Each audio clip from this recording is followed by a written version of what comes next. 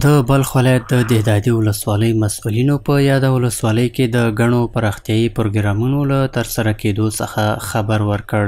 ورته مهال کاریز خرد کلی چې د لوړو غرونو په منځ کې د یادې ولسوالۍ یو له لرو پرتو سیمو څخه ده، اوسېدونکي له شته امنیت څخه خوښ دي، خو د ټولنیزو ستونزو د حل په برخه کې له مرستندویه بنسټونو څخه د همکارۍ غوښتنه کوي.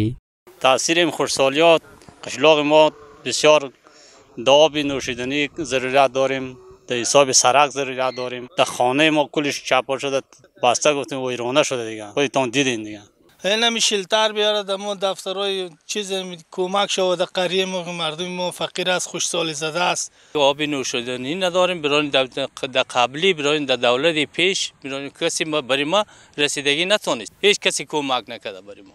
از امارت اسلامی میخوایم که برای ما خانه بسازه، سرک ما را بسازه، آب نوشیدنی برای ما تهیه کنه. له بلې خوا د دهدادي ولسوال وایي چې په وروستیو 3 کلونو کې د خلکو د اساسي اړتیاو پوره کولو په برخه کې هر اړخیزه هلې ځلې کړي دي. نوموړی ډاډ ورکوي چې د کاریز د خلکو ستونزو ته د رسیدنې لپاره به د هر ډول هڅو د نه سپمولو ترڅنګ زیار باسي ترڅو د دغې ولسوالۍ د ټولو اوسېدونکو ستونزې هوارې کړي. در کاریز ما خودم هم رفتیم چند دفعه، مشکلات عمدهشان اینمی است.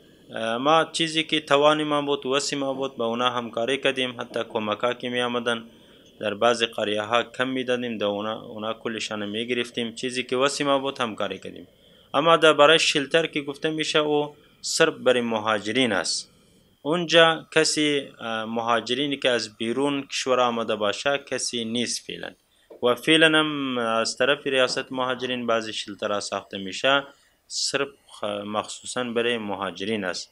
د یادولو وړ ده چې په دغه کلي کې د پاکو اوبو، کلینیک او د معیاري سړکونو نشتون د خلکو له اساسي ستونزو څخه بلل کیږي. باید وویل شي چې له نیکه مرغه اسلامي امارت په دې وروستیو کې په یاد کلي کې یو معیاري ښوونځی جوړ کړی دی چې ورسره د کاریز زده کوونکو ته ګڼې اسانتیاوې رامنځته شوي دي.